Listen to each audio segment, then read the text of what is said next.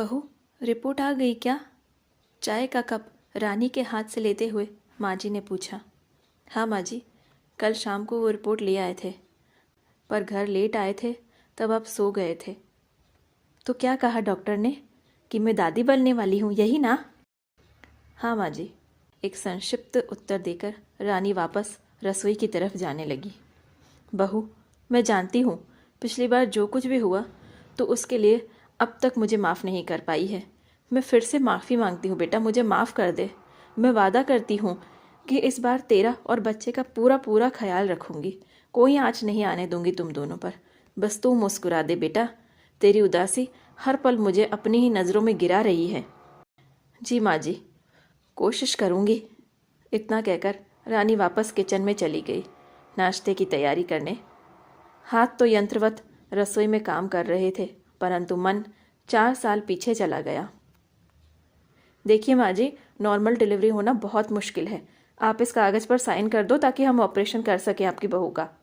नहीं नहीं, हमें ऑपरेशन नहीं करवाना। आप कोशिश तो करो, हो जाएगी डिलीवरी। माँ जी, बच्चे का वज़न ज़्यादा है और आपकी बहू की हालत भी ख़राब होती जा रही है। समझने की कोशिश कीजिए। मैंने कह दिया ना, बस हमें ऑपरेशन नहीं करवाना। माँ जी, बच्चे के गले में नाल फंस गई है, जच्चा बच्चा दोनों की जान को खतरा है। ये सब तो आजकल के चोचले हैं, कुछ नहीं होगा। इतने में ही एक लेडी डॉक्टर बाहर आई। डॉक्टर, लगता है नॉर्मल डिलीवरी हो जाएगी, आप एक बार अंदर आइए प्लीज़। जिंदगी और मौत से जंग लड़ते हुए 1 घंटे की असहनीय पीड़ा के बाद रानी ने एक बेटे को जन्म दिया। बेटे को जन्म देने के बाद रानी वहीं बेहोश हो गई। डॉक्टर ने नाल काटकर माँ और बच्चे को अलग किया। प्रसव प्रक्रिया के दौरान बच्चे के गले में फंसी हुई नाल खिंच गई थी, जिसके कारण बच्चा रोया नहीं। डॉक्टर ने काफ़ी प्रयास किया कि बच्चे को किसी भी तरीके से रुलाया जाए, परंतु जब बच्चे की तरफ से कोई रिस्पॉन्स नहीं आया तो उसे आईसीयू में शिफ्ट कर दिया गया। बेसुध रानी को जब होश आया तो अपने बच्चे को पास ना पाकर परेशान हो गई।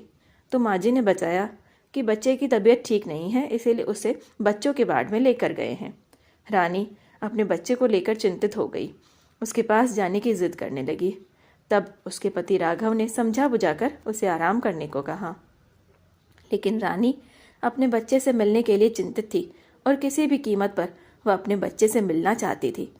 तब माँ जी ने उसे बताया कि बच्चे के गले में नाल फंस गई थी, इसी वजह से बच्चे को सांस लेने में थोड़ी दिक्कत आ रही है। जैसे तैसे रात कटी। दूसरे दिन सुबह जब डॉक्टर रानी से मिलने आए तो रानी ने डॉक्टर से ही पूरा हाल जानना चाहा। तब डॉक्टर ने उसे बताया कि उस समय यदि माँ जी नॉर्मल डिलीवरी के लिए जिद ना करती और ऑपरेशन के लिए राजी हो जाते तो इतनी बड़ी दिक्कत नहीं होती, क्योंकि बच्चे का वज़न ज़्यादा था और गले में नाल फंसी हुई थी। नॉर्मल डिलीवरी करवाने के चक्कर में वही नाल खिंच गई और बच्चा रोया नहीं। सांस लेने और दूध पीने में भी दिक्कत आ रही है। डॉक्टर के मुंह से इतना सब कुछ सुनकर रानी स्तब्ध रह गई। उसकी आंखों से झरझर आंसू बह रहे थे।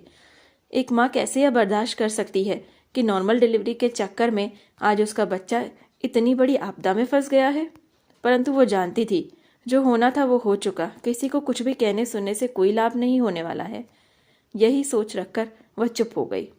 उस दिन शाम को रानी को हॉस्पिटल से डिस्चार्ज कर दिया गया, परंतु बच्चा अभी भी आईसीयू में ही था। अब तो लगभग 1 महीना होने को आया था, लेकिन बच्चे की हालत में कोई सुधार दिखाई नहीं दे रहा था। ना तो भूख लगने पर रोता था, ना ही उसमें इतनी ताकत थी कि वह अपनी माँ के आंचल से कतरा कतरा करके दूध पी सके। इसीलिए नाक के रास्ते उसे दूध की कुछ बूंदें लगातार डाली जा रही थी। आईसीयू में पूरा टाइम डायपर पहने रहने के कारण बच्चे को इन्फेक्शन हो गया था। नन्ही सी जान न जाने कितनी मशीनों के बीच में गिरी हुई थी। रोज इंजेक्शन लगते थे, तरह तरह की दवाइयाँ और भी न जाने क्या क्या, लेकिन सुधार नहीं आ रहा था। बच्चे की हालत जस की तस थी।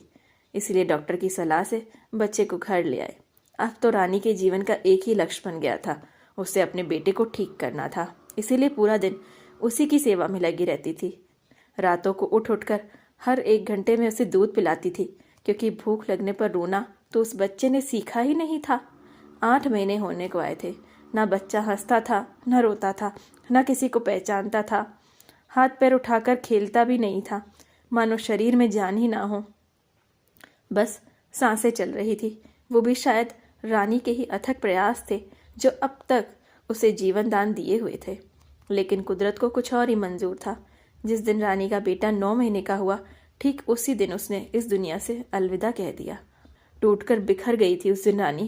क्या कहती, किसे कहती, क्या करती? माँ जी की जिद के कारण क्या से क्या हो गया। रानी ने नॉर्मल डिलीवरी में असहनीय दर्द सहा, उसके बाद भी अपने बच्चे को खो दिया।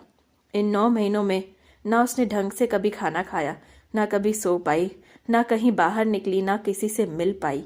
लेकिन फिर भी उसने उस नन्ही सी जान को खो दिया। आंखों से बहते आंसू जब रानी के हाथ पर गिरे तो वह वर्तमान में आई। अपने उदर पर हाथ रखकर वह अपने अजन्मे बच्चे से कहने लगी, जो पहले हुआ वह अब मैं नहीं होने दूंगी। चाहे कुछ भी हो जाए, मैं तुझे सही सलामत इस दुनिया में लाकर रहूंगी।